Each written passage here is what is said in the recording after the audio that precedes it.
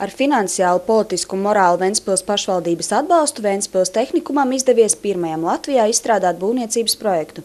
Lai būvniecības darbi varētu sākties jau aprīļa sākumā, šobrīd notiek intensīvs darbs Izglītības un zinātnes ministrijas kabinetos, kā arī Ventspils pašvaldībā. Kārtējā vietējās pašvaldības sēdē tika izskatīti šobrīd aktuālākie jautājumi – iekārtu iegāde, mēbeļu iepirkšana tehnikuma viesnīcai un būvuzraudzības konkursa pabeigšana. Projekts tuvojas ēkas rekonstrukcijas stadijai. Šobrīd mēs skatījām jautājumu par apmēbelošanu, kā šim jautājumam labāk risināt, un tur tika pieņemts lēmums attiecīgs.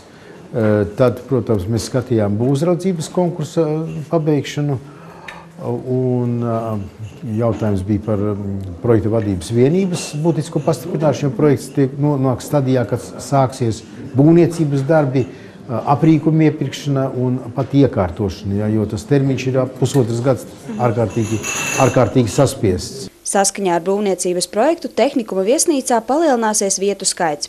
Šobrīd vietu visiem audzēkņiem tajā nepietiek, un daļa no viņiem ir spiesti dzīvot Ventspils augstskolas dienesta viesnīcā un Olimpiskā centra Ventspils dienesta viesnīcā. Paredzams, ka jaunajā dienesta viesnīcā iepriekšējo 56 cilvēku vietā varēs dzīvot 250. Šī viesnīca atbildīs visām mūsdienu prasībām un normām. Audzēkņi dzīvos divi vienā istabiņā, tāpēc arī mēbeļu izvēle notiek ļoti pārdomāti, jo jābūt gan praktiski, gan gaumīgi. Lai tās mēbeles būtu ilgspējīgas, lai viņas tur pēc gada nesalūst. Tur ir paredzēts salaukamas gultas, kas tiek pieliktas pie sienas. Un par cik tur jaunieši būs tādā aktīvajā vecumā, tas rada zināmas bažas. Bet mēs pieņemam lēmumu tādu, ka tiek sludināts mēbeļu iepirkšanas konkurss. Mēbeles, tas uzvarētājs izgatavo mēbeļu paraugu, tas tiek attiecīgi samontēts, un tad viņu mēģina visādā veidā pārbaudīt, vai viņš atbilst vai neatbilst tām prasībām. Ir jāskatās funkcionāls mēbeles, kas šajā gadījumā būs paceļamās gultas, un līdz ar to jauniešiem būs brīva vide gan nodarboties ar sportiskākām aktivitātēm, gan arī vienkārši izkustēties. Ir pilnīgi noteikti labi iekārtoti numuri atbilstoši mūsdienu tehnoloģiskiem risinājumiem, visi interneti, tas, kas ir vajadzīgs un bērniem ir nepieciešams. Tas ir pats par sevi, protams, arī iespēja mazgāt veļu un darīt visas citas lietas, kas ir objektīva nepieciešamība, bet līdz šim tā bija luksus lieta. Līdz ar to es domāju, ka tie jaunieši, kas izvēlēsies Ventspilī pēc renovācijas, būs fantastiski ieguvēji. Tā kā liela mēroga būvniecības darbi notiks vairākās ēkās vienlaicīgi un daži korpusi vecajai ēkai tiks nojaukti, mācības notiks citās pilsētas ēkās. Šobrīd tās vietas ir vairākas atkarībā no specialitātes, bet visas atrodas pilsētas centrā.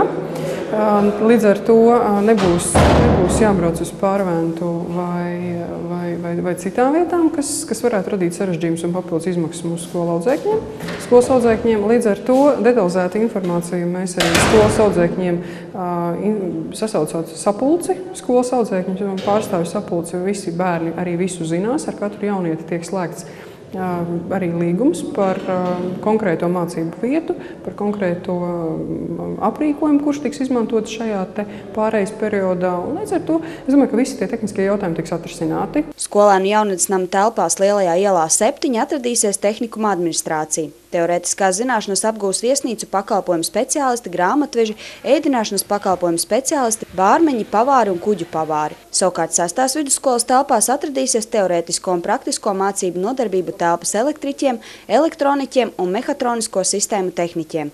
Ventspils labiekārtošanas kombināts teritorijā Saules ielā 124 praktiskās nodarbības notiks topošiem automehāniķiem, bet Ventspils metināšanas rūpnīcā Rūpniecības ielā 39 plānotas praktiskās mācības mašīnbūves tehniķiem un topošajiem metinātājiem. Būvniecības darbus plānots sākt šā gada aprīlī un beigt 2014. gada 1. septembrī. Pēc pusotra gada Ventspils tehnikums aizņems kvartālu no Ventspils teritorijas – Dzirnavu, Jūras un Saules ielu rajonā. Līdz 2020. gadam plānots palielināt audzēkņu skaitu līdz 1022. Salīdzinoši šobrīd tehnikumā mācās 640 audzēkņu. Gita Mārtīsoni, Irina Kurgānova, Inģis Žodziņš, Kurzemes televīzija.